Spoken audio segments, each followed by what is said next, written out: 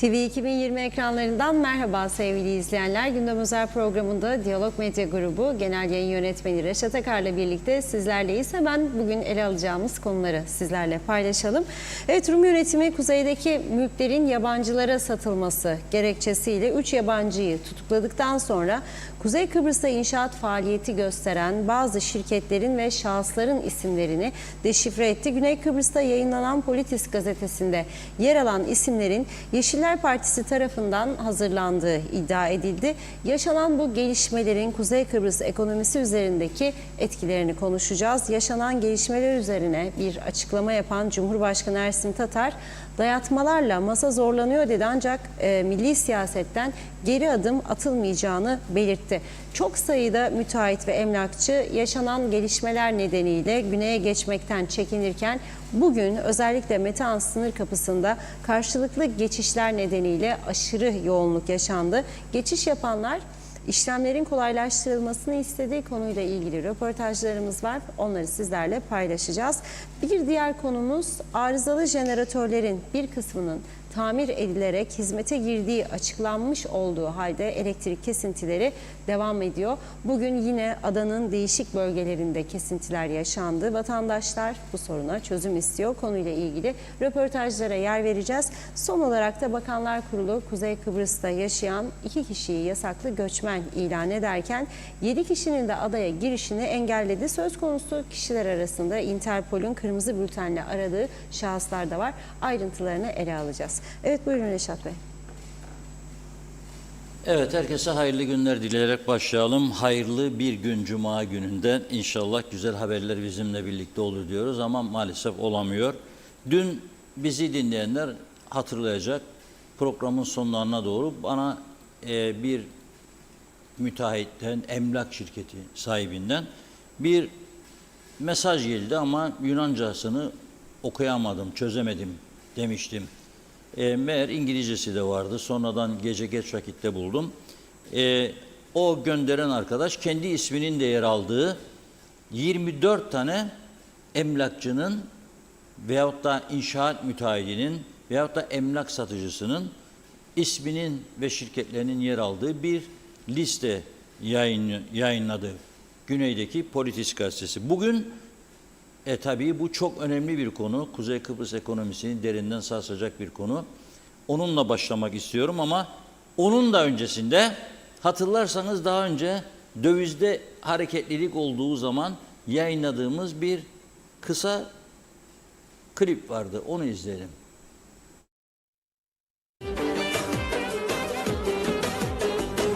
Yine yalanınızı yutturamadınız.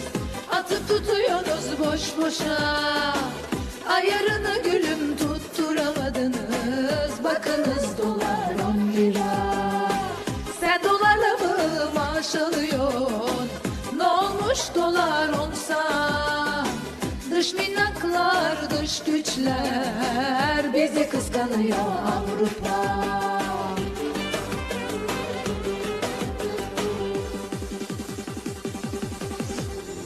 10 lira, 10 lira, dolar oldu 10 lira. Kıskananlar çatlasın, dolar oldu 10 lira. 10 lira, 10 lira, dolar bugün oldu 10 lira. Koşup hemen dolar alın, bu gidişle 15 lira.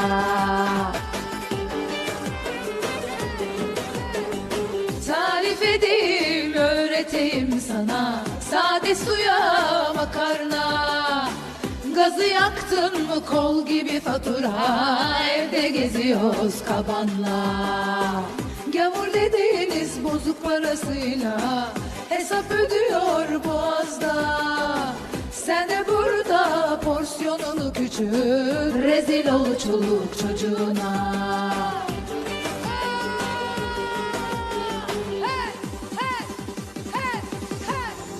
10 lira, 10 lira, dolar oldu 10 lira.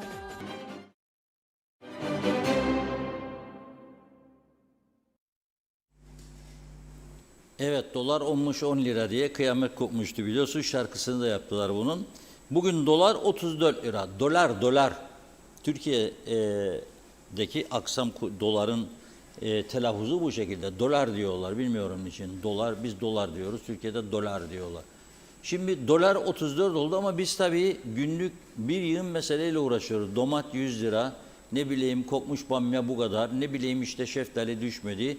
Kiraz 200'den aşağı düşmedi. Zaten mevsimi de geçti. Ne bileyim işte yollar çöktü. Uyuşturucu her tarafı sardı. Bela, büyük bela, büyük bela. Belanın belası, büyük bela. Hırsızlıklar, soygunluklar, karmaşık bir yapı, psikolojiler bozuluyor insanların. Ama öyle bir duruma geldik ki tabii şimdi Rum tarafı çok ciddi bir şekilde bizi bastırıyor. Dövizin nereye gittiğini neredeyse bize unutturuyor bu gelişmeler ama çok önemli çünkü kira ödüyorsun, döviz, beyaz eşya alıyorsun, döviz, araba alıyorsun, döviz, ne bileyim de birçok eşya alıyorsun, döviz. Yahu tabela yaptırdık, küçücük bir tabela dönüş yerini gösteren, dolar yazmış arkadaş faturaya, dolar. Küçük bir metal parça üstünü boyamış, diğer ok gösteriyor, dolar. Ya o metal parça dolar değil, ovalarda dolu zaten, boyacı da dolar almaz. Nedir bu dolar? Yani her şey dolara, arabayı gönderiyorsun servise, işçilik de euro yazılıyor. Ya anladım, hadi parçaları euro koyuyorsun bana da, işçilik de euro. Euro ödüyorsun yani, öyledir. Şimdi bugün bir baktık geçen sene aynı tarihte yani 23 Ağustos 2023 1 dolar 27.19 Türk lirasıydı. Bugün 34 lira. 7 Türk lirası artmış bir yılda. Euro 29.55'ti. O da oldu bugün 37.83. Yani 8 TL kadar da euro arttı. İsterlin 34.97 idi. Bugün oldu 44.72. 10 lira da isterlin arttı. Ona göre yani ben programın başına söyleyeyim dedim. Herkes hesabını, kitabını borçlanırken iyi yapsın. Hele döviz borçları ne olacağı belli değil çünkü. Yeni bir takım ekonomik terimlerden söz ediyorlar bize. Benim aklım yatmadı, onun için dövizde kalmak iyidir diye düşünüyorum. Şimdi gelelim bu liste. Biz bugün Diyalog Gazetesi'nde dün akşam bize bizzat listede adı bulunan bir müteahhit emlakçı arkadaşımızın gönderdiği listeyi, isimleri vermedik. Çünkü vermiş olsak bu da diyecekler başkalarına, tamam da Diyalog bize bunu yapmamalıydı, şuydu buydu falan. Biz dedik ki panik havası, sadece bunu verdik. Neden panik havası dedik onu da söyleyeyim. Bugün bizzat yine bu listede yer alan bir arkadaşımızdan bilgi alma ihtiyacı hissettim. Konuştum uzun. Bana söylediği şu, yaprak kımıldamıyor dedi. Bir tane satış yok. Dedim sizde çok adam var, ne yapacaksınız dedim. Vallahi dedi bu ay ödeyeceğiz. Görelim. Ama böyle giderse durum vahim dedi. Satış olmazsa ben bu adamları nasıl ödeyeceğim? Elinizde boş konutları var dedim. Çok dedi. Onlar ne olacak dedim. Biz de bilmeyik dedi. Fiyatlar dedim. Tumba dedi. Baş aşağı gider. Burada tabii genel olarak söylüyorum, emlakçıların, müteahhitlerin de çok ciddi suçları var. Yani bir sene evvel sorduğum 70.000 isterlin 2+1 daire, yani Rum arazisi üzerine yapılmış, Lefkoşa'da Türk arazisi üzerine yapılmış olan 70.000, Alsancak'ta Rum arazisi üstüne yapılmış, geçen sene 70, bu sene 170, 190, 210, 230. Durun be, bir yerde durmadılar.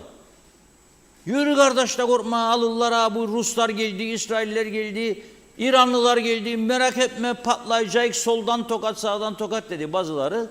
Şimdi tokat bize döndü. Satıp kaçan çok insan olduğunu duyuyorum. Bir de yasa geçti tabii biliyorsunuz.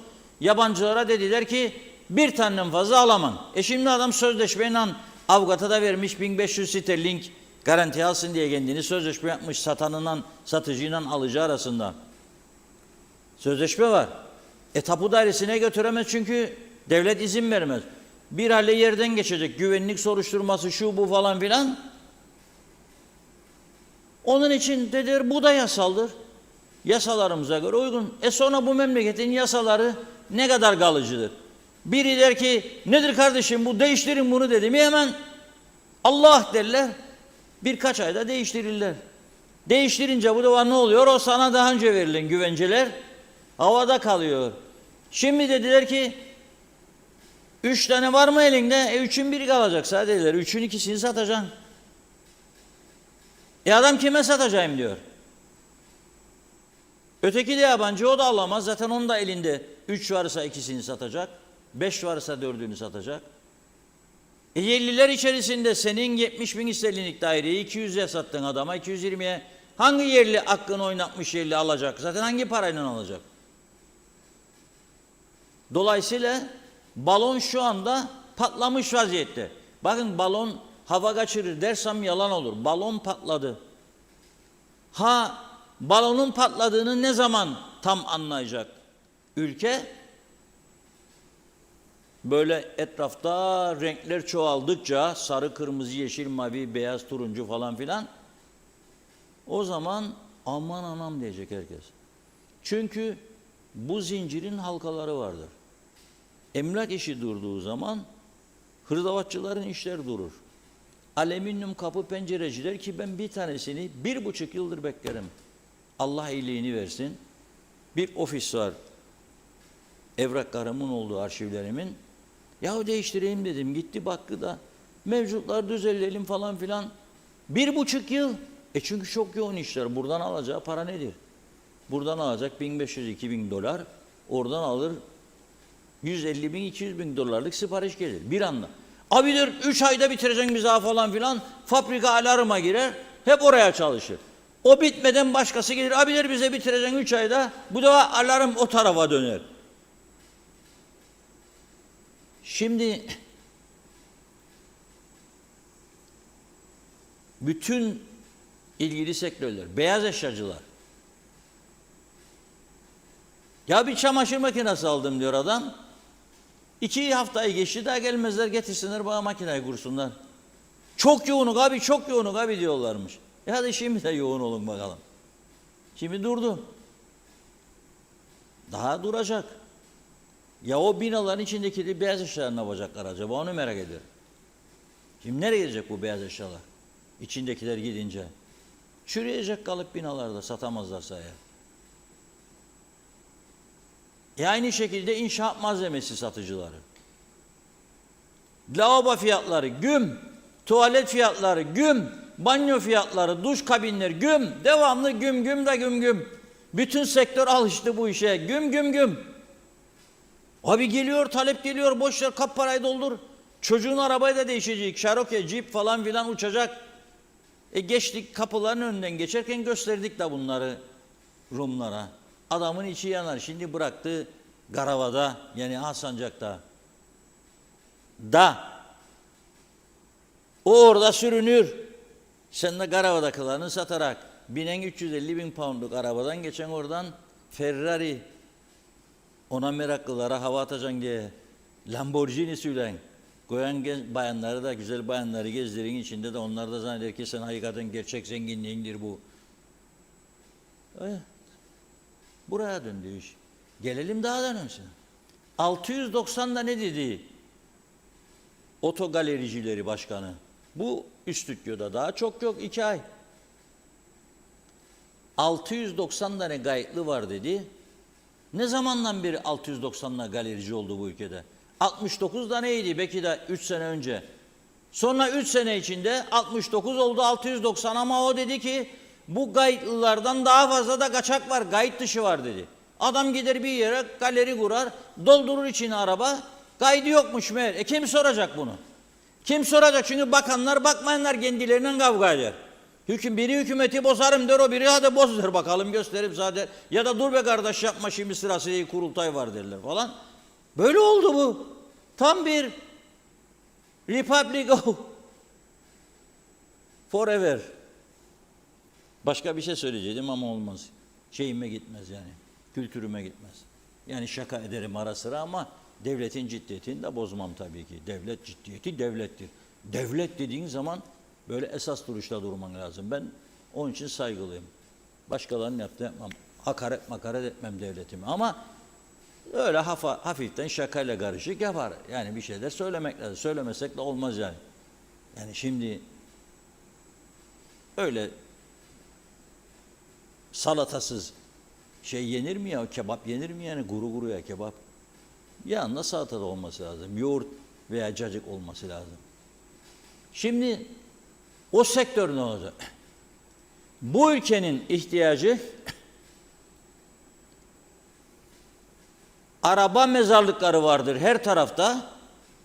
O mezarlıklarda yıllardır atıl vaziyette duran arabaların bir şekilde yurt dışına gönderilip temizlenmesiydi en öncelikli ihtiyaç ki para gelsin taze da biraz ekonomi canlansın. Özellikle sol direksiyon olup da bu araba mezarlıklarında atıl duran arabaların Türkiye'den bir defalığına izin alıp Türkiye'ye ihraç edilmesi gerektiğini defalarca söylediğimiz halde Ankara'ya ikide bir gidip gelenler hiç bunu gündeme getirmerler. Hiç. Yahut deyin bir defa da bize karşılıksız para değil istediğimiz, açın kapı sizden geldi zaten bize bu sol direksiyonlar. Gönderelim orada çok ihtiyaç var. 100 milyon nüfus var. Burada kaldı elimizde. Onu yapacaklarına her hükümet değişikliğinde araba yaşını da yükselttiler. 5 yaşına çıkardılar 3'ten. Şimdi aldığım bilgilere göre taksiciler bastırılmış. Bilmem tabii koalisyon ortağı ilgili bakan da bastırıyorsa şu izin makamıdır. Ondan emin değilim. 10 yıla kadar çıksınmışmış. İyi dinleyin. 10 yıl Avrupa'da bir araba hurdadır be arkadaş. Hurdadır. Sakın yapmayın bunu. Sakın yapmayın, bu ülkeye kötülük yaparsınız. Taksici arkadaşlar da gücenirse gücensin. 10 yıllık araba bu ülkeye giremez. Efendim miline bakacakmışlar. Hangi miline? Ben sana 10 tane garaj ismi vereyim. Şu milleri çekmede süper profesörlerdir. Böyle uçan profesördürler. 220 binde gelir, onlar bunu burada 20 bine çeker de senin ruhun sezmez. Yapmayın bunu sakın. Sakın bunu yapmayın. 10 yıla kadar araba taksiciyi üstelik, ben burada başladı taksiciyi eleştirmeye başladım. Son habire izin dağıtırsınız siz ama yolda bazı taksicilerin nasıl gittiğinin farkında mısınız siz? Da ben ona emniyet edeceğim, canımı gireceğim içine ya da yakınımı, asla. Bazı taksiciler var, tam mesleğin gereğini yerine getirir. Ne güzel arabası temiz yıkar eder, pırıl pırıl, yolda dikkatli gider. Bazıları vardır havada uçar. Havada uçarlar, ben her gece görürüm Lefkoşa Girne yolunda. Her gece. Makas yapar, taksi şoförleri vardır. Da sana emniyet edeceğim ben. Bunlara siz izin verirsiniz. Sonra da yasa çıkarmaya çalışırsınız. Misafirimi gidip ben kendi arabamından alamayayım diye. Taksicilerin önünü kesermiş. Çünkü bu sistem. Ben sana Ercan'a gelen yakınımı güvenirsem bırakacağım. Bak tekrar ediyorum, işini iyi yapanlara saygım sevgim sonsuz. Ama yapmayanın çok olduğunu zaten kıdemli taksiciler de biliyor. Da ben Ercan'a gelen yakınımı alamayacağım. Çünkü sayı o kadar çoğalttılar ki taksi izinlerini patladı artık be birader. Ve daha devam. O için artık kalmadı bir şey. Rum arazisi kalmadı herhalde. Zaten versene şimdi kim alacak? Yani bedava verseler size sakın almayın ha. Suçtur. Suçtur. Çünkü ben burada yıllardır söylüyorum ve uyarıyorum. Hem sözlerimle hem köşe yazılarımla. Onlarca köşe yazım vardır. Taşınmaz mal komisyonu çalıştırın, bela gelecek başınıza diye. Ne zamandan beri bilir misiniz? 2004-2005 yılından beri. 20 yıldır devamlı yazıyorum ve söylüyorum. Belgeleri yayınladım. 1974 yılının Ağustos ayında dönemin başsavcısı ve Yüksek Mahkeme Başkanımızın Denktaş Bey'e merhum Cumhurbaşkanı'na gönderdikleri belgeleri yayınladım. Sakın koçan vermeyin diye uyardıkları halde verdiler. Ve bugün işte yüzleşiyoruz. Verenler şu anda hayatta değil, büyük bir kısmı. Kim cezasını çekecek bunun? Kabullenenler. Kabullendin, bitti. Ama bakın, Politis gazetesi de itiraf ediyor bunu. Bu listeyi, isim listesini 24 tane şirketimizin, müteahhidimizin isimleri var. Hepsi ünlü insanlar. Onun için okumam yani ben. Bana düşmez bu iş.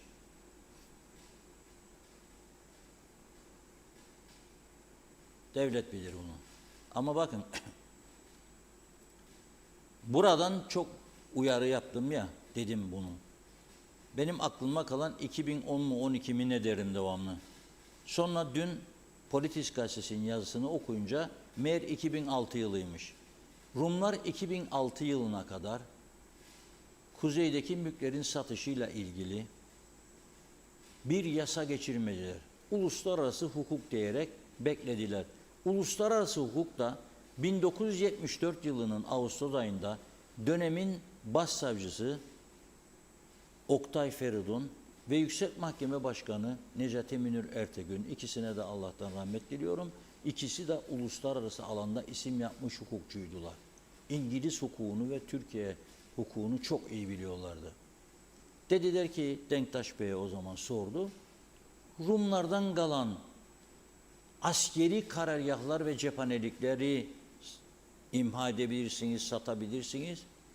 Onun dışında kilise malları dahil, okullar dahil, eğer birini koyacaksanız içine koyabilirsiniz çünkü savaş halidir. Ama bankada hesap açıp kira bedelini yatıracaksınız. Mesela o günkü şartlarda diyelim ki 3 yatak odalı bahçeli bir evin kirası 15 Kıbrıs lirası. 15 Kıbrıs lirasını yatıracaksınız. Rumlar bunu yaptı ve halen bunu yapıyor diye uluslararası hukukta başları ağrımayacak yarın bir çözüm aşamasında. Ama bizim arayacak çok. Çünkü biz bunu yapmadık. Aldık bittik ya, vururum ayağından be falan filan. Tamam, insanları da alıştırdık. Tabii ilk yıllar koçan işi geçmedi, bizde de uygulanmadı. O rapordan sonra geri adım attılar, çekindiler. Ama aradan yıllar geçtikten sonra efelendi bizimkiler. Kapılar da kapalı, geçişte hiçbir daha Rum gelemez. Aldık bizimdir, veririk de satarık da sana ne be falan dediler. Ve bugün bu durumlarla bizi yüzleştirdiler. Orada Rumlar 2006 yılına kadar kapılar açıldıktan sonra ne zaman geçtiler da gördüler ki arazilerinin üstünde apartmanlar, villalar yükselir. Bir şeyler yapalım dediler ve yaptılar. O 2006 yılında Rum Meclisi'nden geçen o karar oy birliğiyle diyor ki bu gibi suçlar için 7 yıla kadar hapislik cezası verilebilir. Bu gibi suçlar, yani esas gerçek mülk sahibinin izni olmadan eğer o mülkü sen birine satarsan veya sen satın alırsan veya o mülkü kiralarsan veya kiraya verirsen suç işlemiş olursun. Ve 7 yıla kadar hapislik cezası öngörür bu suç. Para cezası da verebilir, hapislik de verebilir. Şimdi 2006 yılından sonra Rum mülkü alıp satanların iyice düşünmeleri lazım. Ben çok söyledim. Ne yapmaları lazımdı 2006'dan sonra mülk satanların? Özellikle bu iskele, hani şey yaptık diyorlar ya, iskeleyi, Singapur'u yaptık diyorlar iskeleyi. Hong Kong oldu. Oldu da bunun gaymaniyen arkadaşlar, baskı unsuru olmalıydınız, baskı kullanmalıydınız bizi yönetenlere da bu taşınmaz mal komisyonu çalıştırıp bu üzerinde mülk yapıp sattığınız arazileri Türkleştirmeniz lazımdı. Taşınmaz mal komisyonuna para kaynak aktarılması için meclisten şerefiye vergi yasası adı altında bir yasanın geçmesi lazımdı. Tasarısı hazırlandı fakat bu yasa meclisten sağında solunda geri durması nedeniyle geçirilmedi. Çünkü sağda solda arsa babalarının baskısı ve emri altındaydı. Onlar ne söylerse o oldu. Bunun sonucunda bugün bu durum ortaya çıktı. Sordum ben arkadaşa, şu anda sen dedim Güney Kıbrıs'a geçiyor musun? Aman aman dedi bana, deli miyim dedi. Avrupa falan dedim, aman aman dedi, deli miyim? Ne oldun dedim, Dikili Taş'ın etrafından. Ne dedi bana biliyor musunuz? Çok psikolojim bozuldu, hiç iyi değilim dedi. Burada deste deste paralar, burada da şöyle bir yaşam, eller kelepçeli. Gel gidelim bir Larnaka'ya bir balık yiyelim. Yok. Gel gidelim bir Alfa Market'e bir şeycik alalım be gelelim. Bu. Nedir bu hayat? Hayat mı bu? Elim ayağıma kelepçeyi vurduktan sonra ne dürtmediniz ya bunları? Bunları siz ne olumlu yönde dürtmediniz? Geçireceksiniz bunu. Ve ilk adımı siz atasınız. Ama siz de istemediğiniz verirsiniz. Ne yapalım ya? Rum gelecek de inandın da bu saatten sonra alacak. Bitti bu iş kardeş, bitti. Alsın Leymos'undakini, Baf'takini. Tamam Mandirga'dan bıraktın geldin Alsancak'ta oturun. Bir de herkese muhtar oldunuz. Herkese ayar veriyorsunuz. Geldiyseniz Mandirga'dan da Alsancak'ta oturun.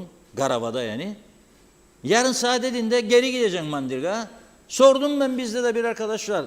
O da o taraftan gelmedi. Ailesi Güzellütlü Alsancak'ta oturur. Bizde çalışan çok değerli bir bayan personelimiz. Ne dedi bana? Nereye gidecek Mandirga'ya dedi. Annemin bir ev vardı o da yıkıldı dedi. Ama böyle istedik sonucun böyle olmasını. Önümüze konan kısmetin, değerin, kıymetini bilemedik. Bir 100-150-200 kişi büyük çaptakileri söylerim canım. Yani ufak çapta hepimiz bir şeylerine malandık da büyük çapta diyorum. Olanların yönlendirmesiyle bugün bu hale geldik.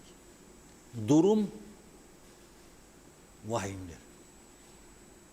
Cumhurbaşkanı bugün açıklama yaptı. Dedi ki turizm ve inşaat alanında dayatmalarla masa zorlanıyor dedi. Yani masaya oturmamız diyor. Mesele diyor sektörel değildir. Ama diyor milli siyasetten adım atmayacak. Milli siyaset nedir? İki eşit ve egemen devlet siyaseti. Kabul etmezler ne o, ne Avrupa, ne Birleşmiş Milletler, ne başka ülkeler. Bu ne demek oluyor? Yani çıkmaz sokak. Ve bunun üzerinde ısrar ederek buradaki ekonominin daha da çökmesine göz yumacak. Bu iş aslında bugün başlamadı. Hatırlayın biraz geri gidiniz. Sayın Hakan Fidan'ın Dışişleri Bakanı olduğu ilk günlere gidin. Ne dedi? Bu konu dedi İskele bölgesinde özellikle İsrail vatandaşlarının ev almasını sormuşlar kendisine Türkiye Büyük Millet Meclisi'ne. O da dedi ki evet dedi bu konu MİT Başkanı olduğumuz dönemde gündemimize gelmişti. Çok araştırmalar yaptık ve bazı bilgiler vermişti. O günden sonra gelişti bu işler zaten. Şimdi Türkiye'de dedi ki bundan 5-6 yıl önce bizim yöneticilerimize bizzat Sayın Erdoğan'ın söylediğini duydum ben. Biz size bu yardımı yaparız ama siz de elinizi taşın altına koyun. Yani sizin adamlarınız bazıları yüzlerce dönüm, binlerce dönüm arazi alıp satıyor Rum mallarını, büyük servet elde ediyor. Bir miktar fazla vergi Rum mülkü satışlarından. Ama öyle bir ortam yarattılar ki tek evi ya da tek arsası olanı da korkuttular. Ne dedi adam? Ben dedi bıraktım Leymos'unda, Baf'ta geldim de şimdi Rum'un malına oturum diye vergi mi vereceğim? Hayır. Ama yanlış anlattıkları için öyle esirdi rüzgarı. Senin fazla malın var, satarken Rum'un malını da alacaksın paracıkları da koyacaksın cebe, vereceksin biraz daha fazla vergi ki yanına gelin malının parası ödensin. Ben dedi %80 vereceğim dedi. Siz %20 verin dedi. Onu da yapmadılar. Yüce Meclis. Ey Yüce Meclis. Ve şimdi kalkacak bana Yüce Meclis oradan çıkıp Diyanelos fabrikasından gitsin korkunç şatafatlı bir yere ve salonlarda heyet kabul etsinler. Malazgirt Meydan Muharebesi'ne katılanlar geldi ve plaket veriyorlar meclis başkanına ya da ne bileyim. Ne güzel be. Bu taraftan çökmüş bir toplum psikolojikman. borç batağında yüzen insanlar, o tarafta siz şov yapacaksınız. Bilmiyorum. Ama bu arada söyleyeyim, ben Ersin Bey'le bitireyim. Eylül'de davet aldığını Rum basından öğrendik bugün yani. Çağrı yapmış kendisine Birleşmiş Milletler Genel Sekreteri, Eylül'de New York'ta görüşeceğiz diye. Rumlara göre bu görüşme üçlü olacak. Ama Ersin Bey bugün diyor Genel Sekreterle yapacağım görüşme diyor. Tekli mi olacak, üçlü mü olacak bilmiyorum ben. Ama bu girişimler devam ettiği sürece üçlü masanın kurulması şaşırtıcı olmayacak. Öyle düşünüyorum ve ben Eylül içerisinde bu üçlü görüşmenin de olabileceğine yüksek oranda ihtimal veriyorum. Evet Funda Hanım, buyurun. Evet, teşekkür ederim. Hızlıca mesajlarımıza başlayalım. Şerife Turgay Derya ile. İyi yayınlar diliyor. Veli Göztaşı, Caner Aspava, Oya Hanım, Hüseyin Nuroğlu, Serdar Cesurer, Mehmet Şenler de iyi yayınlar dilemiş. İzzet Ahmet, Hale Hanım, Hanife Dursun, Numan Boğaç da iyi yayınlar diledi. Mehmet Uluçaylı, Long Beach'te Orta Refüj'de ışıklar yanmıyor. Her taraf zifiri karanlık. Sorumlu Karayolları Dairesi, Elektrik Dairesi diyor. Karayolları bize malzemeyi versin, biz tamire hazırız. İlgili makamlar karanlıkta ışığı nasıl yakalayalım? Artık tatilden vazgeçin, iş yapın demiş. Mehmet Uluçaylı, bugün İskele Pazarı'na gittim. Sebzeler, meyveler çeyrek altınla yarışıyor. Alan yemeğe kıyamıyor dedi diğer mesajında. Mehmet Ali Özdemir, Tatlısu'dan selamlar. Fikret İpekçioğlu, hani Singapur olacaktık. O yüzden her şey ateş, her şey parçasına göre euro, çünkü dolar mı? Oğuz Aynalı, iyi yayınlar, aynen öyle demiş. Hasan Nihat Erdoğan, galeriler artar, yeni marketler açılır, restoranlar, meyhaneler full. Girne Limanı hafta arası iğne atsam yere düşmezdi. Bunun izahı nedir acaba? Mesut Baba Yiğit, Zeynep Toros, Şenol Tatlıcıoğlu, Fikret Gönlübol, Erol Topçu iyi yayınlar diledi. Fevzi Mehmetçioğlu, Zeliha Adaman'da. Evet, Mehmet Uluçaylı, Sayın Ersan Sener zamanında New Jersey olacaktık. Sonra gelen hükümet Singapur olacağız dedi. Sonra bir baktık ki her taraf karanlık. Meğer biz Bangladeş olmuşuz. Günay Şeher'le siyaseti de sorgulamamız gerekir. Ülkeyi ileriye taşıyacak adaylar da sorgulanmalı. Her aday ülkeye başarı getiremiyor. Yasayla yemin eden vekiller de para cezası gelsin görevini yapmazsa. Bir ülkenin bu kadar sorunu varsa bizi yönetenler sorgulanmalı. Rumların propagandasını yapmaktan vazgeçelim. Ülkemizi ileriye nasıl taşırız? Bunu düşünelim. Ulus Barani, o müteahhitler bu inşaatları yaparken kime danıştılar? Önceleri satarken ve kaymağı yerken tatlıydı, şimdi satamıyorlar diye mi acı? Bugüne kadar sattıkları inşaatlardan elde ettikleri paraya şükretsinler. Zeren Turalı, İnsanda utanma, arlanma, uslanma, durulma diye bir şey vardır diyor. Yok yeni jeneratör almışlar, yok bilmem arızaları onarmışlar da elektrikler kesilmeyecekmiş demiş. Hükümet olduğunu zannedenler, talimatlarla uzaktan yönetilenler halkla resmen dalga gırgır geçiyor. Bu üretilen yarım yamalak elektrik balon gibi şişirilen bu tartışma nüfuza yetmez. Hayal görmekten, halka boş yere umut bombalamaktan vazgeçin. Doğruları söylemeniz, özür dilemeniz ve görevinizi kötüye kullandığınızdan, halka işkence çektirmenizden ötürü istifa etmelisiniz. Toplumun yüz karası oldunuz, yeter demiş. Hasan Nihat Erdoğan, yabancı güvenlik soruşturmasından geçeceğine eminim ki sözleşmeyle daire alır. Sözleşme yapan hatalı, bir de güvenlik siz yabancıya anahtar teslim ederler. Sizin benim güvenliğimizde tehlikeye atarlar. Bunlar hep suç değil mi? Esma Nazmiye, hakkınızı bile vermiyorlar demiş. Radyocuyum dedi. İnsanlara efendilik taslar, kul hakkı yiyorlar. Bunlara ne demeli? Celal Harun, çok uzundu, biraz kısaltmak zorunda kaldım, kusura bakmayın. Ülkemizde işlenen suçlar durdurak bilmiyor. Küçük ülkemizde trafik kazaları, uyuşturucu ticareti, adli suçlar, hırsızlık, dolandırıcılık, voyvodalık inanılmaz boyutlara ulaştı. Sorunlar yığıldıkça yığılırken hükümet edenlerin savurganlıkları da halkı çıldırtıyor. Borçlanmakla, kredilerle nereye kadar? Düşünen yok mu? Her sıkışıklıkta Ankara'ya koşarak yardım dilenmek çözüm mü? Ey yöneticiler, kendinize geliniz. Koltuk kavgası ve güç yarışında harcadığınız vakitleri halk yararına işlerde, icraatlarda harcamaya bakınız. Yücel Barbaros, 50 senede yapılması gereken inşaatları 5 senede yapmaya kalkarsan bomba böyle elinde patlar. Sırada otogalerileri var. Alper Ali Güllü, ülkemin trafiği, nüfus artışı ne olacak acaba, bilen var mı? Sayar Aker, güneşimiz var, denizimiz var, kara borsamız çahlanıyor. Bazılarımız kanatlandı, kuşlardan hızlı uçuyor. Arif Yüce Türk demiş ki bir dağın arka tarafına bakın. İnşaatların durumu hala son sürat devam ediyor. Kimin malını kime satarlar? Hepsini yabancılar alıyor. Bizim halkımız nasıl ev sahibi olacak? Ferah Yılmazer Olkar, memleketin hali berbat ama gören yok maalesef. KKTC bitmiş durumda. Mehmet Uluçaylı gene biz Kıbrıslılar güneyde bir şeyler bırakıp karşılığında aldık. Alamayanlar da oldu. Ya hiçbir şey bırakmadan mal alıp satıp da sterlin milyoneri olanlardan geriye neyi alacak? Ali Dereseven, emlak satışında balon çoktan patladı iddia ediyorum. Burada var olan Rum emlaklarının %85'i satılmıştır. Üzerine yatırım yapılmayıp boş tarlaları görüp de aldanmayın. Hepsi satıldı. Satılan emlakların çok büyük çoğunları, koçanları tapuda görünmüyor. Yakında görecekler, gerçekler ortaya çıkacaktır. Sayar Aker, bu akşam kebaplanalım, dert yakmayalım demiş. Ömer Dereli, en yeni otobüs 30 yaşında, esas konu toplu taşımacılıkta. O da dökülür. Ömer Bozkara Vezirler, ne demiş bizde yabancılar biter ne de cahil koyunlar isimleri sabah haberlerde yayınladılar. Bizlere vatan millet nutuğu atan kendine gelenler en büyük hırsız çıktı evlatlarıyla birlikte. Gerçi biz bunların hırsız olduklarını çok iyi bilirdik.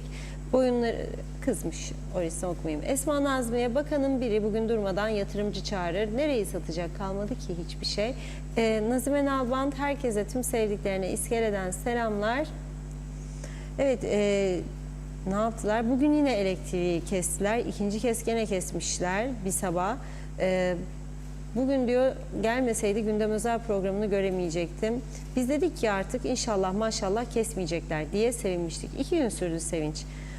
Bakın yine aynı bu sorunlar ne bitti ne bitecek. Çok üzgünüm. Bari söylemesinler. Artık hiçbir şeylerine inanmayız demiş. Asım Gülçeken, küçükbaş hayvancı çok sıkıntı çeker. Hayvan fiyatları 250-230 lira geriledi. Kasaplarda fiyatlar düşmez. Şu an kasaplar gelip hayvan almazlar. Kuzular kaldı hayvancının elinde. Denetleyen yok. Hayvancı bu eylem bu yüzden yapardı. Denetim olsun diye. Ama küçümsendi diyor eylem. Hayvancı halk için eylem yapardı. Denetim olsun diye. Fevzi Çobanoğlu, kolay gelsin. Doğru söz can yakar. Reşat Bey, biz heyecanla dinliyoruz, izliyoruz. Diline sağlık.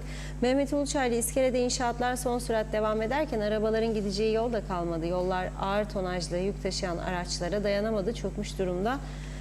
Hasan Nihat Erduran, 2006'da biz Kıbrıs Cumhuriyeti yoktu. Sonraki yasalar bizi bağlamaz. KKTC kanunlarına göre herkes icraat yapar. KKTC mahkemelerinde hesap verir. İtem 2 eşdeğer bitmeden hataydı. TMK Rum'da da kurulsaydı adil olacaktı. Şimdi tek taraflı kesen kılıç gibidir maalesef. Global takas yapmayan BM ayıklasın pirincin taşını görelim bakalım demiş. Soner Sabiler, Sayın Gardiyanoğlu, Kuzey Kıbrıs'a yatırım yapmak isteyenlere kapılarımız sonuna kadar açık dedi. İnsanlar akıllarını peynir ekmekle mi yedi de Kuzey Kıbrıs'a gelip yatırım yapsın?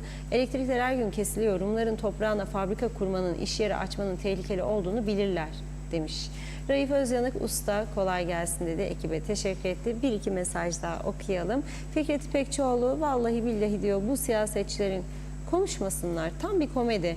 Beyin tutulmasına yakalandılar demiş. Hasan Özgür, iyi yayınlar, hayırlı cumalar diledi. Evet, Aver Savoğlu, Ulaştırma Bakanı T izinleri verdi. 10 yıllık araba izni de verecek. Ne olduğu olmayan kişiler taksicilik yapsın, yollarda daha çok makas yapsınlar diyor. Mustafa Özcan, iyi yayınlar dilemiş. Kutel Tosun da, Hüseyin Boşnak da Londra'dan selamlar.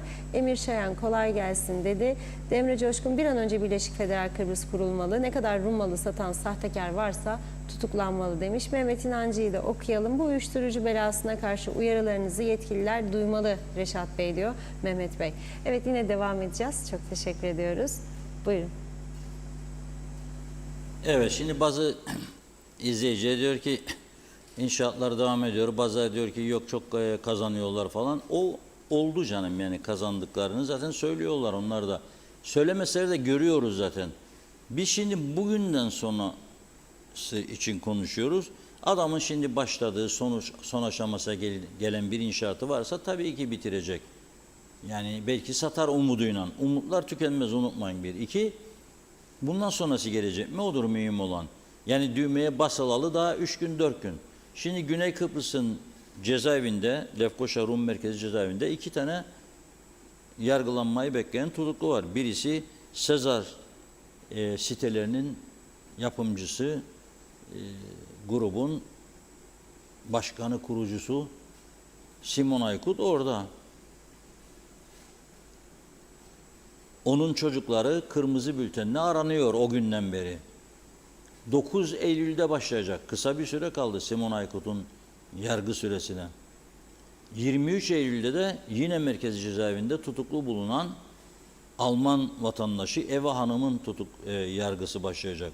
Simon Aykut, Sezar'ların yapımı yabancılara yüzlerce mülk satımıyla suçlanıyor ama Alman kadın daha Esentepe'de işte 5-6 tane bir villa varmış. O villaların Almanya'da pazarlamasına yardım edecekti komisyon karşılığında. Yani o alıp da Rumların malını kendi inşa edip de kendisi satmıyordu. Buna rağmen suç olduğu kendisine söylenerek ve okunarak yürürlükteki yasa çerçevesinde az önce söylediğim kiralamak veya kiraya vermek de o yasaya göre suç kabul ediliyor. Başkasının malını. Sen de satıcılığa, satılmasa aracılık ediyorsun diyor. Şimdi bir 25 yaşında ismi açıklanmayan İsrailli genç var. O da 2 gün önce biliyorsunuz ağır teminat koşullarıyla 92.000 euro gibi bir teminat koşuluna bağlanıp kuzeye geçişi de yasaklandı. Bütün seyahat belgelerine, kimliklerine el konuldu.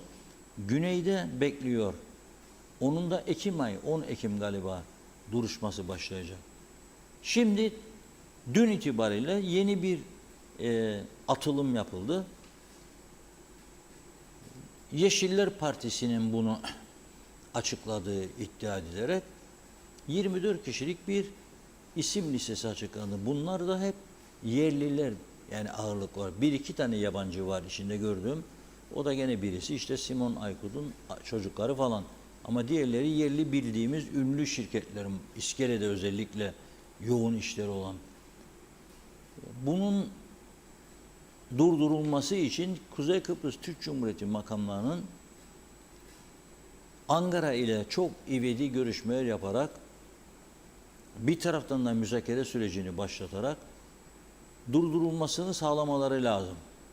Yok ki durdursunlar da patlama devam etsin meselesi. Hayır. En azından tutuklama olması, insanlar yani özgürlükleri kısıtlanmasın. Ama öyle bir adımın da atıldığını göremiyorum.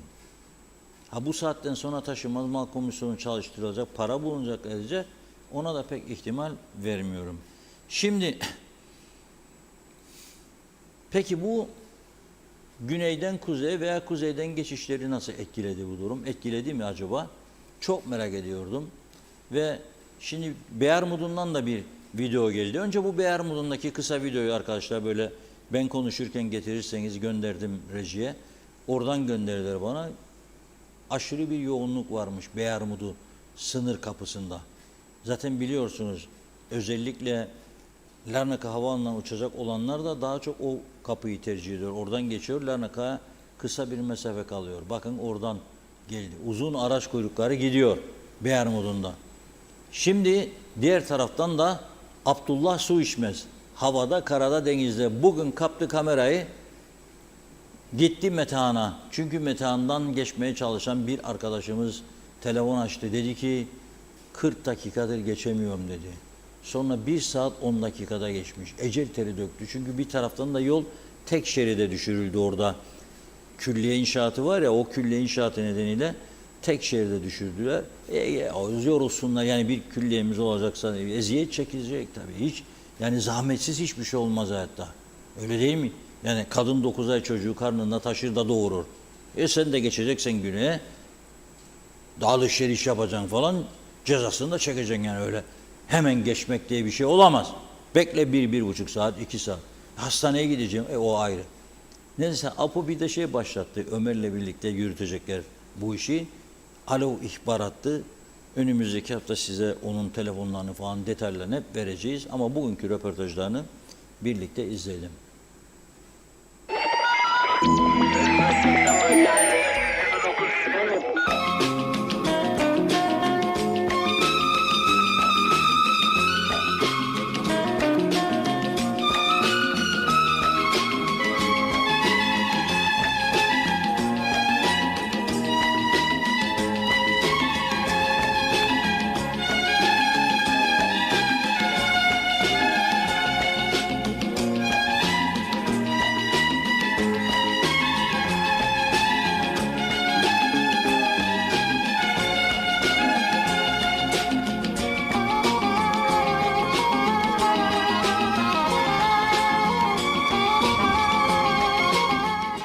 saattir yoldayız.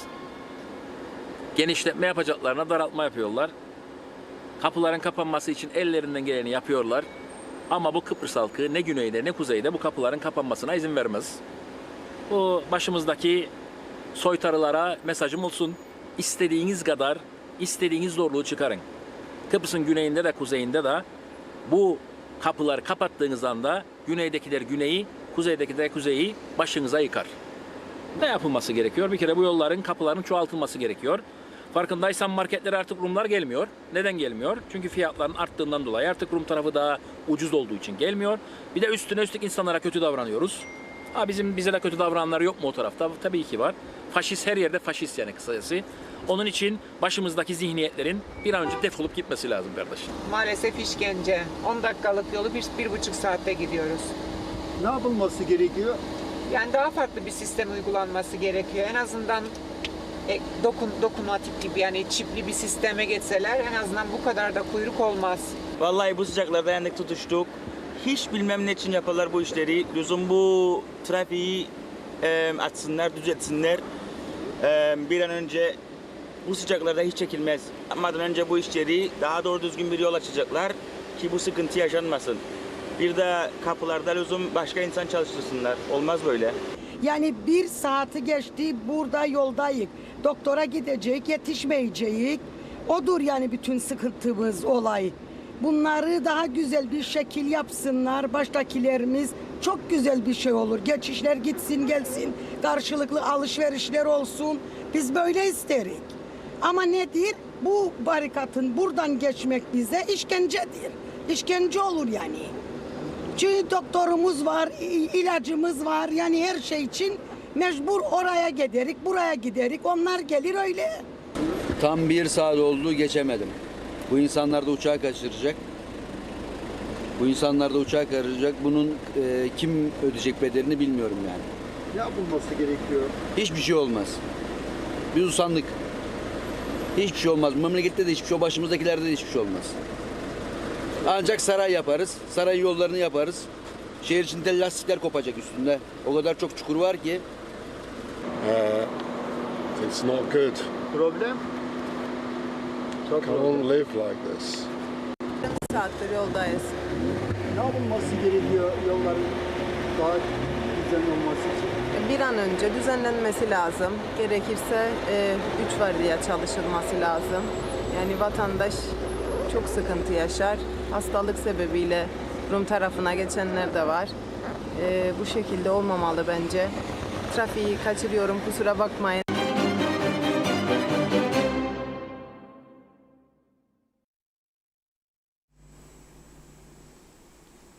Evet, Metehan sınır kapısından geçenlere sorduğu Abdullah Su İçmez bugün verdikleri cevapları da duydunuz. Yani geçen çok. Bir de şunu söyleyeyim tabii. Uçmak için de geçenler var. Larnaka'dan, Baf'tan. Sağlık için geçenler var. Eğitim için geçenler var. Alışveriş için geçenler var. Oradan buraya da akaryakıt için geçerler. Tabii bu ülke farklı bir şekilde yönetilseydi, bırak kapatmayı, ben 4 kapı daha açardım. Yani 4 kapı daha açardım akaryakıt istasyonlarına. Akın atsın, marketler daha çok kazansın. Yalnız bir şeyi mecbur hale getirirdim. İsterse bir küçük su satsın, kasa fişini verecek, basacak. Veren var mı? Büyük marketler vermek zorunda. Veren var mı diğerleri? Yoktur. Kim size fatura verir? Sağlıkçılar size fatura mı verir? Yok. Eczacılar size fatura mı verir? Kimisi verir, kimisi vermez. Ve hala da bizdedir. Yani adanın bir tarafında sana mal satana fatura istemem kardeş, kadeve koyma bana da öyle. Bunu söyleyeni döverler orada. Ama bizde hep böyle. Fatura istemem kardeş, %16 KDV kalsın falan filan. Alıştık, bir yalan düzene gidiyoruz. Olmaz ama adanın bir tarafı Avrupa kuralları, bir tarafı sahtekarlık pazarı, olmaz ki ya böyle bir şey. Ne kadar gideceğiydi bu iş yani?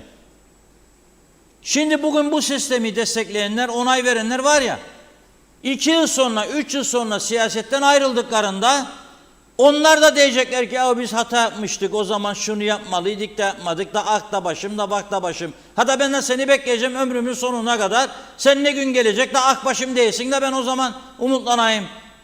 Senin bırakacağın enkazı yeni gelecek olan dünyanın en sihirbaz adamı olsa çıkamaz ki içinden.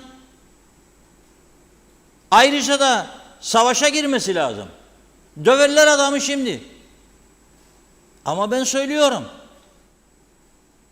Allah yardımcısı olsun, kim yönetecekse yıl sonuna doğru bu ülkeyi. Yani Eylül'den sonra. Allah yardımcısı olsun. Yani bu bolluk devam etmeyecek. Biraz da insaflı olalım be. Yani öyle lokantalar var.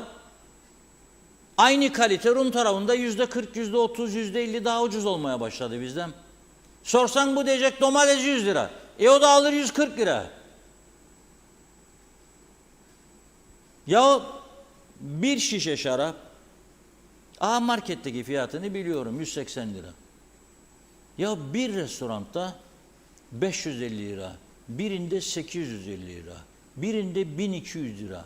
Ya 2000'e kadar veren var. Ve 180 lira aldın gözün kör olmasın da 2000 lira ya. Bizim restoranımız kalite. Hadi be işine.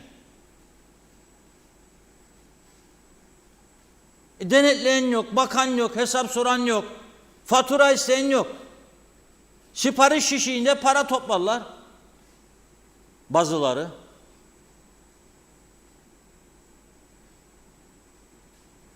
Kaçak 690'dan 700'den otogaleri var dediler. Ne oldu? Denetleyen oldu mu? Gidip hesap soran oldu mu? Açıklayan oldu mu? O da yok. Kaçak korsan taksiciler var dediler. Onunla denetleyen yok. Afrikalı gider kiralık araba alır bir tane altına. Sonra döner başkasına verir. Al da taksicilik yaptır. Ve yapar. O kadar rahattır bu ülkede.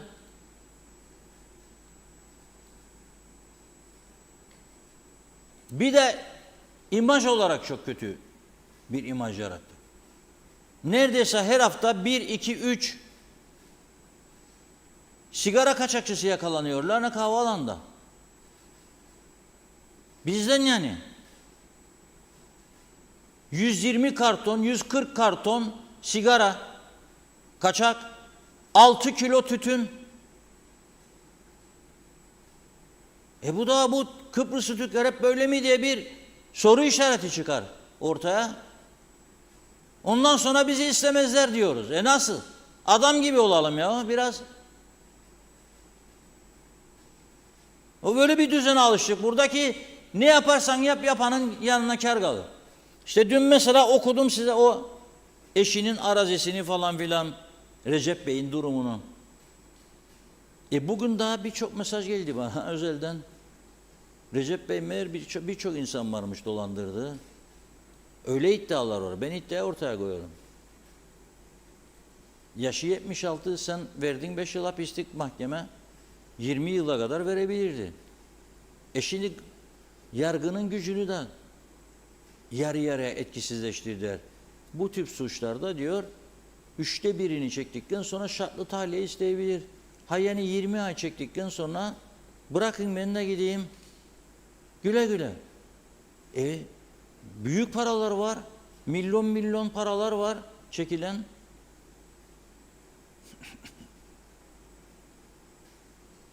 Yani adanın bir tarafı korsan görünümlü, bir tarafı Avrupa normları bırakmayacaklar bize. Daha önce söyledim, yani bazıları inanmak istemez belki. Rusya'ya yönelik ambargo nedeniyle Güney Kıbrıs'taki hükümet ağlaya ağlaya, gözyaşı dökerek 172 milyar euronun ülkeden çekilmesini istedi ya. İşleri yandı, ağladılar, sızladılar. Para durur orada kullanırlardı çatır çatır. Ama Avrupa dedi, vereceksiniz paraları gidecekler dedi. Ve Rusları gönderdiler. 172 milyar eurodan bahseder. Bizde hükümet böyle bir karar almaya kalksın bir istediğinde 3-5 tane insan durdurur. Bir acayip durum var bizde yani. Ne istediğimizi bilmez durumdayız. Yatırımcı gelmesin. Yetkililer gelsin diye çağrı yapar. Ya ama halk istemez, gelmesin. Yatırımcı gelirse yok, peşkeş. Gelmezse yatırımcı, memleket belli. Nereden gelir sağlayacak? Yatırımcı gelmeseydi senin otelin mi olacaktı? İşte Saray Otel Lefkoşa'da. İşte Rum'dan kalan Saray Misbahit Dom Otel. Gidin bakın Dom Otel'e verdinizse. Sendikaya verdiler Dom Otel'i. Memleketin en güzel oteliydi. Hiç kimse ses çıkarmadı arkadaş. Sol kesim. Sağda soldan tepkileri azaltsın diye göz yumdu. Ama adam geldi mesela Türkiye'den 200 milyon euro attı oraya. Yuttular memleketimizi. Yuttular. Onun için dün Sayın Besim Tubuk Marimonte konusunu gündeme getirdiğinde ben hem üzülerek hem de sevinerek dinledim açıklamasını. Ne dedi? Müjdeyi veriyorum dedi size dedi. Özellikle Alsancaklılara dedi. Nedir müjde? Vazgeçtik Marimonte'den dedi. Vazgeçtik dedi. Marimonte 74 sonrasında Vakıflar İdaresi'nce çalıştırılıyordu. Vakıflar İdaresi Yönetim Kurulu çıkmaz vaziyetteydi oradan üyeler. Masalar her gece kurulur yemeler içmeler senden benden. Parayla girilirdi. Ben nişan oldum genç yıllarda. Hep oraya giderdim nişanlımla. Marimonte plajına giderdim. Parayla ama. Sonra batırdılar turizm işletmelerini. Kapattılar Marimonte Oteli'ni. Bir tek kişi giremedi yıllarca plajına. Fare istilasına uğradı. Vakıflar İdaresi dedi ki ben buradan çok zarar ederim. Kiralayayım. 3,5 milyon istediğin kadar da para aldılar. İhaleyi kazandı Merik grubu. Ve dediler ki Vakıflar İdaresi'ne bağlı olan araziler üzerinde yapacak inşaatlara kasino olmaz. Tamam dedi adamlar. Kasinosuz 5 yıldızlı bir otel inşa edecek. Avrupa'nın en görkemli botanik bahçelerinin olduğu yeşillik örneği müthiş bir proje hazırlattılar. Dünyanın ünlü mimarlarını getirdiler, çizdirdiler, ettiler. Ondan sonra bir saldırı. Plajlar bizimdir, mahkeme emirleri. Senindir dedi adam. Ve kiraladıktan sonra orayı halka açtı. Buyurun gelin dedi, yıkanın, yüzün dedi. Şimdi belediye sözde işledirmiş orasını. Ama gidenler söylüyor bana, mesela iş bitince bölgeden gidenler var. Gece oraları doğrudan dediler bana, git gör dediler, orayı göresin sen. Ne rezalet bir durumlar. Buyurun dedi o da size. Alın, güle güle kullanın dedi. Yani bugün Diyalog Gazetesi'nde de Sayın Besim Tubuk'un açıklamalarını arkadaşlar görmez galiba bu gazeteyi bizim içeride galiba rejide. Ya da beni duymazlar gene bugün. Bırakın mesajlaşmayı, bırakın sohbeti aranızda da bana verin kendinizi biraz ya. Bir şeyden bahsederim burada. Yukarıda başlık kenarına doğru gidiniz. Zoom yapın biraz başlık kenarı.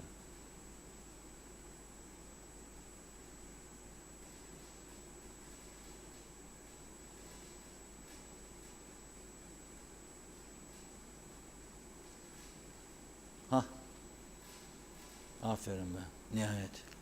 Allah'ım şükürler olsun. Net Holding Yönetim Kurulu Başkanı Besim Tubuk, Meritler Marimonte projesinden vazgeçti dedi. Müjdeyi de tırnak içinde verdik, müjdeyi verdi. Çünkü öyle dedi, müjdeler olsun dedi bu bölge insanlar. Şimdi bir yatırımcı o bölgeden neler getirdi, neler götürdü bunun değerlendirmesini bizdekiler pek yapmıyor maalesef. Yani kaç bin kişi yaralanıyor buradan. Çalışanların harcadığı paralar, 3 tane market varken şimdi 30'un üstünde market bölgede, bir tane galerici varken şimdi 20 tane galerici. ne bileyim 2-3 tane kafe, bir tane kafe yokken 50 tane kafe, bar, restoran patlaması. Bir şeyler dönüyor, para akıyor. Belediye de çok güzel vergiler topluyor bu hanelerden falan filan, otel müşterilerinden, konaklamalardan. Şimdi yatırımcıları kaybettiğinizde ne olur bilmiyorum. Allah iyiliğini versin Asil Nadir'in, hastanedeymiş gene buradan kendisine acı şifalar diliyorum. Üzüntüden, marazdan o da son zamanlarında ciddi rahatsızlıklar yaşamaya başladı.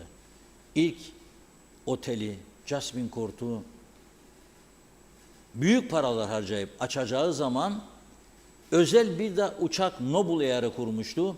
Bir uçak dolusu İngiliz getirdi. İlk müşteri grubu.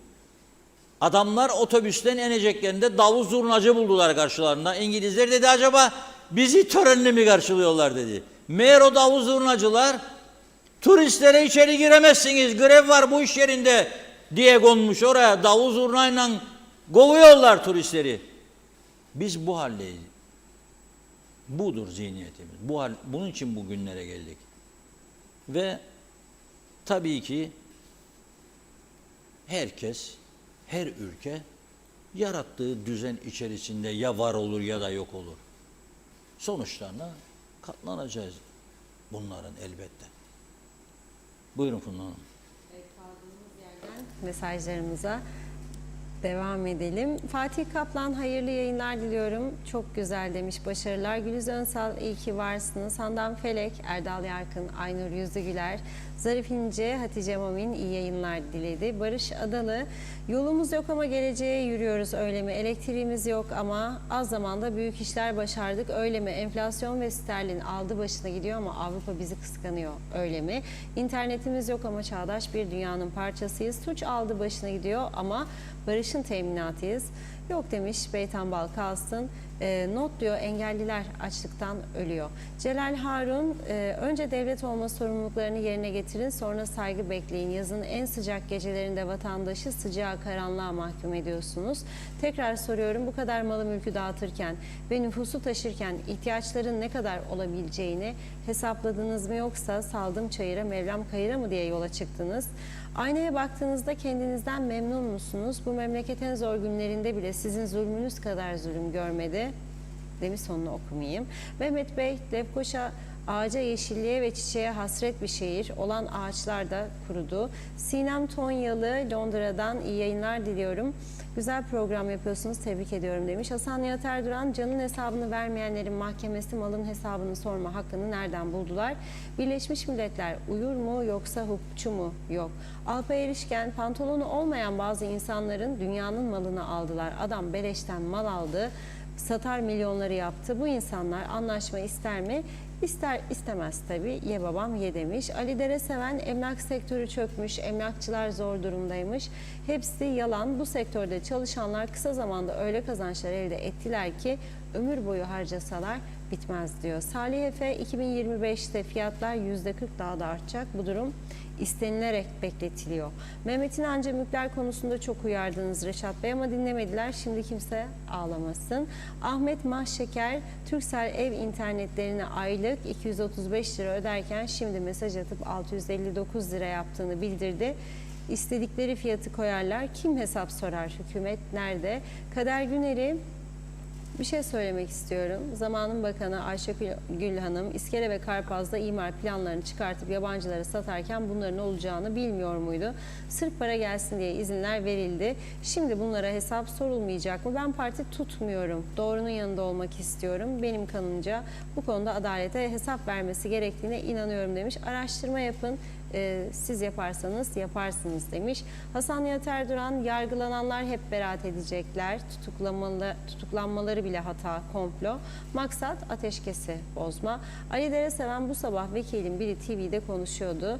Var olan sorunları söylüyordu ve bizler gibi ne yapıyordu? Bir şey yapıyordu demiş. Bilmeyen, tanımayanlar bu vekilin vekil değil de normal bir vatandaş sanacak. Zafer Şengül, akılları çalışmaz yetmez, akıl vereni de zerre dinlemezler bizim yöneticilerimiz. Osman Cepheoğlu, Gürcafer'in açıklaması çok önemli, bu savaş nedenidir dedi.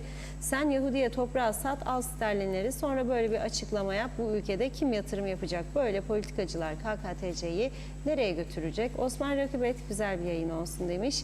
Emine Yıldız Temeller, Rum tarafına doktora gidiyorlar. Bizim doktorlarımız yok mu bu tarafta? Hasan Nihat Erduran, Rum iş yavaşlaması yapar. Biz istersek 8 şerit açalım. Necati Özduru, helikopter konuşsun demiş. Mehmet Uluçaylı, bir an önce iki tarafta gümrük kontrolü hariç geçişler serbest bırakılmalı diyor. Diğer mesajında da iyi güzel vekiller, bakanlar TV'lerde yapacaklarıyla övünüyorlar ama yaptıkları herhangi bir şeyi paylaşmıyorlar. Lafazanlık, bol iş yapan yok. Celal Harun, söz vermeyin, güven verin. Güven sözlerin en değerlisi. Söz vermek yerine güven verin. Çünkü güven duygusu sözlerden daha kalıcıdır demiş. Raif Özyanık, iyi ki varsın abi. Ahmet Ulubay, külliyeyi bugünkü konumuna yapanlar yüksek zekalarından dolayı kutlanmaları gerekiyor. Denktaşı Sağan Saray bunlara dar geldi. Rahmi Beyoğlu, iyi akşamlar demiş. Ahmet Köle, hayırsız perşembeden sonra hayırlı cumalar, iyi yayınlar dilerim. Fevzi Teke de iyi yayınlar diliyor. Hasan Nihat Erduran, Drona, Mimoza, Salami, Seaside hep bitirildi. Kıbrıs Türk Hava Yolları gibi maalesef demiş. Birkaç mesaj daha okuyalım yeni gelenlerden. Ramazan Deniz, haklısın Reşat Bey. Küçük ve büyük yatırımcı hepsini sevmiyoruz. Neden? Kibirli insanlar olduk. Mehmet İnancı, Sayın Besim Tibuk söylemlerinde haklı. Sabah dinledim, yerden göğe haklı. Belediyeye hak verdi, vatandaşa hizmet diye. Belediye sahiplenmeye çalıştı. Olmaz böyle bir şey. Fırsatçılık demiş. Tibuk en iyisini yapmış. Hayırlısı diyor. Ramazan Deniz, herkesi maaşa bağlayıp Dubai gibi hiç devlet işinden uzak tutalım diyor. Demre Coşkun, selam milliyetçiler. Sterlin biraz önce 45 lira oldu. Hadi döviz yakarak dış güçleri protesto edin demiş. Hasan Nihat Erduran, Türkiye'nin büyüme hızı artan nüfustan az, sığınmacılar göndermezse, vergi mükellefi yapmazsa enflasyon sürecek, Türk lirası değer yitirecek. Enerjiye yılda 80 milyar dolar gider. Gaz bulundukça azalacak diyor. Aytaç Bey, iyi yayınlar dilemiş. Bir sürü de emoji var. Evet, son olarak Mehmet İnancı'yı da okuyalım. Reşat Bey, artık bu hayatta kimseye güven kalmadı. İpin ucu kaçtı bir kere diyor. Teşekkür ediyoruz. Yine devam edeceğiz. Buyurun. Evet, elektrik kesintileriyle ilgili şikayetler devam ediyor. Onu artık günlük hayatımızın bir parçası oldu. Elektrik kesintileri sürüyor ve sürecek de. Daha önce de söyledim. Yani inşallah maşallahla olmaz bu iş. Hesap kitap ortada. Tüketilen miktar belli, üretilen miktar belli. Aradaki fark nasıl giderilecek? Bölge bölge kesinti yapılarak giderilecek. Bir umut, havalar serinleyecek, klima kullanımı azalacak ve o zaman belki arıza olmaması halinde jeneratörlerde durum düzelecek. Mümkün mü arıza olmasın? Bir araba 10 sene, 15 sene hiç arıza yapmadan gider mi? Eğer sen arabaya normal zamanında servis yapmasan o araba gider mi? Lastikler aşındığında sen frene bastığında tutar mı o arabanın lastikleri? Yok. Aynı durumdur işte. Hiçbir şey değişmez. Neyse, daha önemli mesele var. Bakanlar Kurulu'nun bir kararı yayınlandı bugün resmi gazetede. Çok mühim. 2 kişiyi yasaklı göçmen ilan etti Bakanlar Kurulu. Yani burada yaşayan 2 kişiyi. Bir tanesi Nijerya uyruklu Henry Cukukoko Baba. Cukukoko Baba'nın suçu neymiş bilir misiniz? Yahoo Boys isimli dolandırıcılık çetesinin üyesiymiş. Yahoo Boys diye dikkat edin ha. Yahoo Boys. Onun üyesiymiş. Bunu Türkiye'nin eski büyükelçisi Derya Kanbayber buradan ayrılmazdan önce söyledi bizim yetkililere. Şimdiki Cumhurbaşkanımız da bilir, Başbakanımız da, öteki de. Dedi bunlara sokmayın buraya dedi. Kurtulamazsınız ellerinden dedi. Hiç aklınızın, hayalinizin ucundan geçmeyen cambazlıklar, şeytanlıklar, ifritlikler var. Sizi dedi duman edecekler bunun içine sokarsanız. Sonra dedi bayanlarınız dedi 3-5 tane dedi bunlar aldanır. Başlar çocuk doğurmaya dedi falan. Yanarsınız, kurtulamazsınız. Dinlemedi bizimkiler. Birkaç üniversite hocası falan dedi Nijeryalılara yasak koyamazsın. Peki o zaman okula gelmeyenlerin listelerini bildir. Onunla bildirmediler. Tamam. İnternet üzerinden dolandırıcılık faaliyetleri yürütüyormuş ve bu yasaklı göçmen ilan edilmiş. Diğeri ise 1999 doğumlu bu Abuja doğumlu Nijeryalı Henry Chukwugo Baba 99 doğumlu. 62 doğumlu İngiltere vatandaşı John Ellis Amor ise kamu düzenini, yönetsel düzeni ve genel ahlakı tehlikeye sokacak biçimde davranması, KKTC halkı arasında devlete karşı düşmanlık uyandırması ve entrika çevirmesi nedeniyle yasaklı göçmen ilan edilmiş. 7 kişinin ise KKTC'ye girişi ne yasak getirildi. bir tanesi 97 doğumlu, Malatya doğumlu Muhammed İkbal Toğrulca. Yine Malatya doğumlu Cem Ozan Baran. Malatya doğumlu İbrahim Baştürk. Bunların öğrenci kaydı varmış burada. Fakat Kuzey Kıbrıs'ta esas bulunma nedenleri çeşitli suçları organize etmek ve kara para aklama faaliyetleri diyor. Ülkeye girişlerini durdurdu. İsveç uyruklu Mattias Joakim Bowser.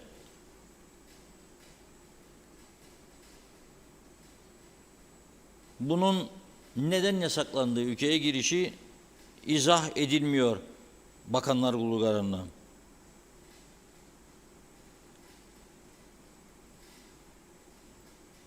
Çin vatandaşı Tian Wang Interpol tarafından kırmızı bültenle aranan şahıs. Bir başka Çinli internet üzerinden yasa dışı bahis oynatmak suçundan dolayı Kuzey Kıbrıs'a girişi bunun da yasaklanmış. Şimdi bir büyük operasyon düzenlenmişti polis. Adına da bunun game over dediler. 800 gram ağırlığında Hint keneviri, 43 adet uyuşturucu hap, 2 hassas terazi ve çok yüklü miktarda parayla yakalanmış. 12 Ağustos 2024 GH 642 ve VY 068 plakalı araçlarla uyuşturucu madde tasarruf edip satış yaptığı konusunda ihbar almışlar. Narkotik ve kaçakçılığı önleme ekibi takip etmiş VY 068 plakalı araç ile Girne'de birçok apartmana girip çıktığı tespit edilmiş. Ancak bu konuda herhangi bir somut bulguya rastlanmadı diyor. V 068 plakalı araç ile Şehit İsmet Dülgeroğlu sokağa gelerek bir apartmanın önünde park ettikten sonra kapalı otoparka yönelerek GH 642 plakalı aracın kapısını açıp içinden altın renk Puma yazılı siyah renk sırt çantasını aldığı esnada görevlileri fark etmesi üzerine çantayı aracın içine atıp anahtarı da yere atıp kaçmaya çalıştığı esnada polis tarafından makul güç kullanılarak yakalandı. Atılan çanta emare olarak alındı diyor. Ön cep kısmında 6 adet çıt çıtlı naylon içerisinde 100 adet alüminyum folyoya sarılı yaklaşık 250 gram ağırlığında Hint keneviri türü uyuşturucu, hap, 35 adet hap, emare olarak alındı diyor.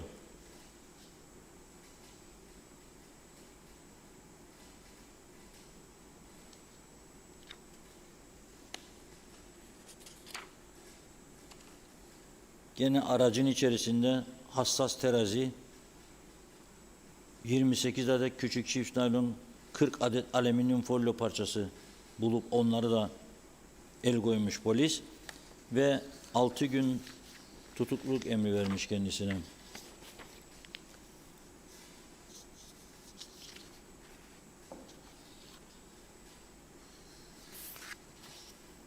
Tatlısu'da başlayıp Vadili'de biten bir uyuşturucu operasyonundan söz etmiştik dün. Adına bununla polis dinamit operasyonu adını verdi. Gerçekten narkotik dar kadrosuna rağmen önemli işler yapıyor ve önemli uyuşturucu olaylarını ortaya çıkarıyor. Son günlerde çok yoğun çalışmalar oldu. Ben buradan onları kutlamak istiyorum. Bu polisin bu tür önemli bölümleri narkotik şube olsun, trafik olsun, adli şube olsun, personel ve araç gereç yönden takviye edilmelidir. Yardımsever kuruluşlarımızın da hiç başka çağrı beklemeden buradan onlara bir kez daha sesleniyorum. Gidiniz, konuşunuz, sorunuz, ihtiyaçları nedir, alınız, veriniz. Çünkü polise araç alınması, polisin eleman yönünden takviye edilmesi siyasilerimize bir şey kazandırmıyor maalesef. Siyasilerimiz daha çok oy getirecek işlerin peşindedir. Daha çok taksi izni, daha çok kiralık araç izni, daha çok istihdam devlet dairelerine falan onunla ilgili. Şimdi polisin narkotik cihazı ihtiyacı varmış. Aldı almadı, para verecek ne gelecek kendisine. Ama ülke açısından son derece önemlidir. Bu eksiklerin giderilmesi için polise yardımcı olmak lazım. İşte bu dinamit operasyonu çerçevesinde tutuklanan 3 kişi vardı. Bir tanesini sorgulamadan sonra serbest bırakmışlar. Ama Ömer Karakaya ve Erdoğan Karakaya hakkında tutukluluk emri alınmış. Bülent Yılmaz'ın ise suçsuz olduğu anlaşılmış. Bugün mahkemeye yansıyan bilgiler bu yönde. Araçta uyuşturucu ve yüklü miktarda para bulundu. Polis mahkemeye verdiği bilgide Tirmen köyüne geldiğinde önü kesildi diyor. Kaçmaya başladılar. Havaya ateş açmak zorunda kaldık diyor. 4 el ateşten sonra diyor. Kiralık araç Vadili'de terk edilmiş vaziyette bulundu. Ve uyuşturucu satışından elde edildiğine inanılan 162.040 Türk lirası, 3.000 sterlin ve 200 euroya el konuldu diyor. Aynı zamanda 50 gram Hint keneviri, 4 gram metamfetamin, 2 gram kokain, 6 adet uyuşturuculu hap ele geçirildi diyor polis. Uyuşturucu Kuzey Kıbrıs'ta gerçekten son derece tehlikeli boyutlara ulaştı maalesef. Bir de kaçak, kayıt dışı silah. Niye bu silahlar bu ülkeye geliyor? Bunun üzerinde herkesin durması lazım. Gene bugün mahkemeye yansıyan bir olay var. Girne'de